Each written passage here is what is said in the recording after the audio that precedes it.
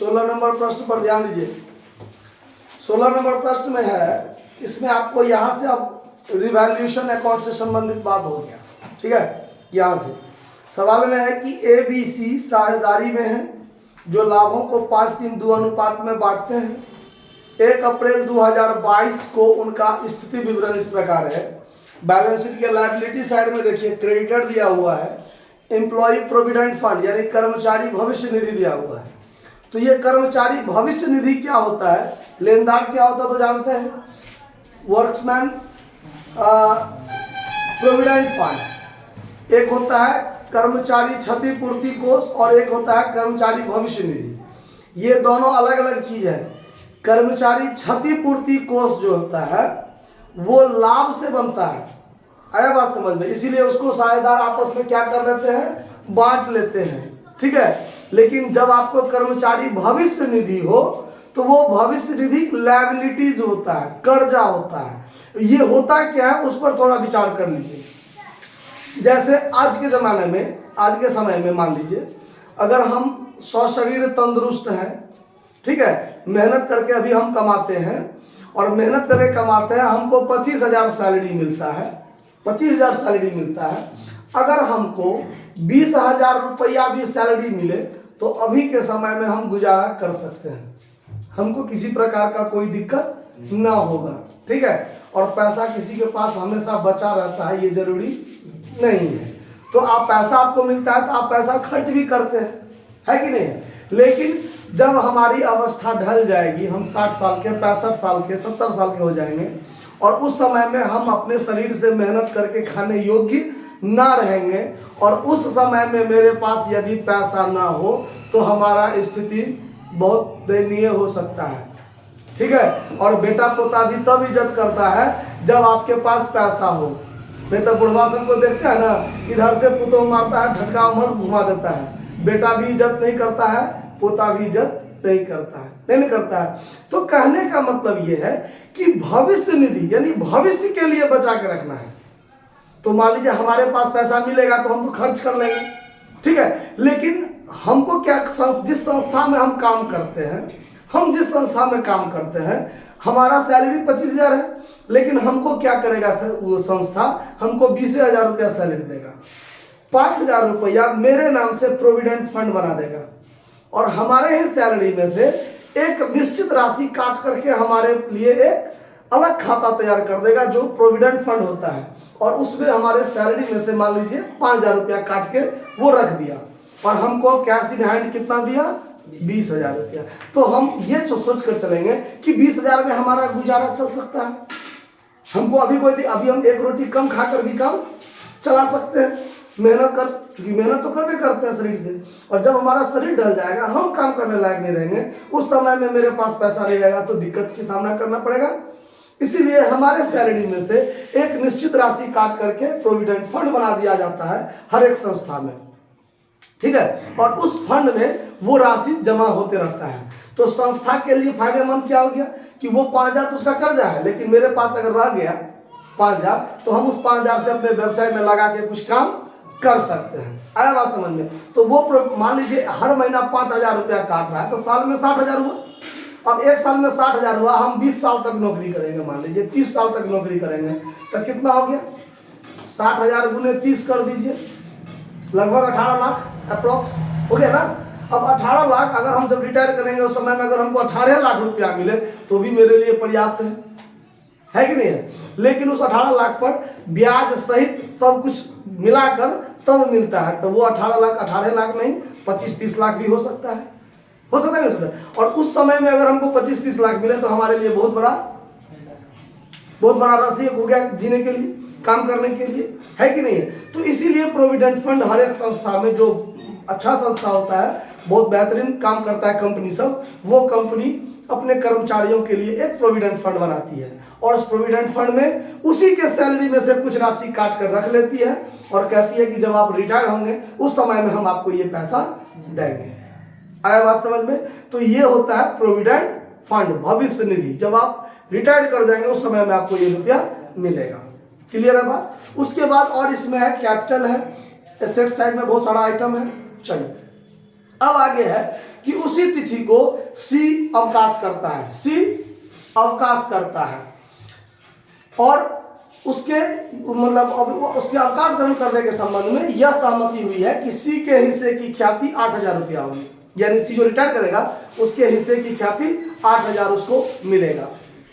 तो वो 8,000 उसको कौन देगा? जो बचा हुआ है ए बी वो देगा। किस अनुपात में देगा? तो गेनिंग रेशियो में देगा। क्लियर है बात? फिर आगे है संदिग्ध ऋणों के लिए देनदार पर 5% का प्रावधान करना है। लेनदारों का मूल्यांकन पुस्तकीय मूल्य से 4,000 अधिक पर किया जाए। अब कर्जा का मूल्यांकन बढ़ जाएगा तो ये सब रिवैल्यूएशन अकाउंट में जाने वाली बात है। और फिर कहता है कि सी के अवकाश ग्रहण करने पर उपयुक्त लेन देन के लिए रोजनामचा प्रविष्टि करें। तो लेन देन के लिए रोजनामचा प्रविष्टि करेंगे तो कैसे करेंगे देखिए। सबसे पहले वर्किंग नोट थोड़ा सा कर लेंगे गुडविल के लिए, जो गुडविल उसको मिलेगा उसके लिए। तो सबसे पहले old ratio of A B and C, उसका अनुपात क्या है? 5:3:2, 5:3:2। अब रिटायर कर रहा है सी, तो C is retiring partner, C is retiring partner और उसका हिस्सा है 2/10। फिर आगे कहता है कुछ नहीं कहा हुआ है, तो gaining ratio of A and B, ये वाला रिटायर कर गया तो यही दोनों में बचा है आए? तो ये जो 5:3 हो जाएगा ये गेनिंग रेशियो हो जाएगा। और सवाल में दिया हुआ है C's share in goodwill, C's share in goodwill, तो कितना दिया हुआ? 8,000। तो अब ये 8,000 ए और बी बांट कर देगा किस अनुपात में? 5:3 में। तो अब एज शेयर बराबर और बीज शेयर बराबर 8,000 गुने 5/8, 8,000 गुने 3/8, यही काम करेगा ना। तो 5,000 ए देगा और 3,000 कौन देगा? बी देगा। एक वर्किंग नोट हो गया, यही एक वर्किंग नोट हमको करना था। और ये देखिए ये जो एम्प्लॉय प्रोविडेंट फंड है ना, ये लाभ वाला बात नहीं है जो सब साझेदार आपस में बांट लेगा। अब वो कर्मचारी भविष्य निधि है लेकिन किसका है? जो रिटायर किया उसका है, ऐसा नहीं कहा गया है। तो कोई बात नहीं, उसको हम लोग लायबिलिटी साइड में ही छोड़कर चलेंगे, ठीक है। अब देखिए अब हम लोग बनाएंगे जर्नल एंट्री। तो journal entry in the books of form आप लोग लिख लीजिएगा। सबसे पहला एंट्री क्या बनेगा? पहला एंट्री कि ये जो गुडविल में ए और बी मिलके दे रहा है उसके लिए, तो एंट्री बनता है A's capital account DR, B's capital account DR, और 2 में क्या हो जाएगा? सीज कैपिटल अकाउंट, क्योंकि सी को मिलेगा और ए और बी मिल के देगा। 8,000 देगा इसको, 5,000 ही देगा, 3,000 ही देगा। बात समझ में आया? दूसरा पॉइंट अब चलिए रिवैल्यूएशन से संबंधित। तो रिवैल्यूएशन में है संदिग्ध ऋणों के लिए प्रावधान 5% व्यवस्था करना है। तो देनदार मेरा घटेगा तो क्या बनाएंगे entry? Revaluation account DR to provision for dot से करेंगे ना। याद है ना पिछले 1-2 चैप्टर में हम लोग भी रिवैल्यूएशन से संबंधित बात पढ़े थे। तो यहां हो जाएगा revaluation account DR to reserve for doubtful debts, ठीक है। आईडीडी लिख दिए हैं। देनदार है कितना का? देखिए 16,000 का, 16,000 का 5%, 800 ये हो जाएगा, 800 ये हो जाएगा, ठीक है। समझ में आ रहा ना? अब आगे देखिए, आगे कहता है कि लेनदारों का मूल्यांकन पुस्तकीय मूल्य से 4,000 अधिक पर किया जाए। अब लेनदार है कर्जा, लेनदार है कर्जा, तब क्रेडिटर है 20,000 का। अब उसका मूल्यांकन 4,000 अधिक पर किया जाए तो अब उसका मूल्यांकन 24,000 हो जाएगा। तो 4,000 बढ़ गया तो कर्जा बढ़ गया तो घाटा हुआ ना मेरे लिए। तो अब फिर क्या होगा? Revaluation account D R, revaluation account DR, और 2 में क्या हो जाएगा? Creditor account, creditors account. कितना रुपया? 4,000, 4,000। सवाल में हो गया बात। अब चूंकि रिवैल्यूएशन अकाउंट बनाने के लिए तो नहीं कहा है, लेकिन रिवैल्यूएशन अकाउंट में फायदा या घाटा तो होगा। अभी जो 2 एंट्री मैंने किया है, रिवैल्यूएशन डेबिट में 800 और रिवैल्यूएशन डेबिट में 4,000, इसका मतलब डेबिट में 4800 होगा और क्रेडिट में तो कुछ नहीं। इसका मतलब जब हम रिवैल्यूएशन अकाउंट बनाएंगे तो डेबिट में 2 आईडीडी और 2 क्रेडिटर लिखेंगे ना, 4,800। तो डेबिट वाला 4800 हुआ और क्रेडिट में कुछ नहीं। तो डेबिट वाला यदि ज़्यादा हो गया तो क्रेडिट में हमारा लॉस निकलेगा ना। अब क्रेडिट में लॉस निकलेगा, इसका मतलब रिवैल्यूएशन अकाउंट में हमारा कितना लॉस हुआ, 4800। और ये रिवैल्यूएशन लॉस जो 4800 है, इसको कौन बांटेगा, तीनों साझेदार मिलकर बांटेगा, ए बी सी तीनों बांटेगा। क्योंकि सी के रिटायरमेंट होने के समय में जो रिवैल्यूएशन बोले हैं, उस समय में इससे पहले का जो मूल्य में कमी वृद्धि हुआ है वही है ना। तो जो रिटायर किया है उस रिवैल्यूएशन लॉस या प्रॉफिट में सी का भी हिस्सा बनेगा ना। इसीलिए अब रिवैल्यूएशन अकाउंट में लॉस हो गया 4800, तो लॉस होने पर क्या एंट्री होता है, all partners capital account DR to revaluation account. तो अब एक एंट्री बनेगा ऑल पार्टनर्स, तो A's capital account DR, B's capital account DR, C's capital account DR, और 2 में क्या हो जाएगा, रिवैल्यूएशन अकाउंट। रिवैल्यूएशन अकाउंट में 4800। अब ये 4800 को 5:3:2 अनुपात में बांटेंगे, तो 5:3:2 में बांटेंगे तो ये हो जाएगा 2400।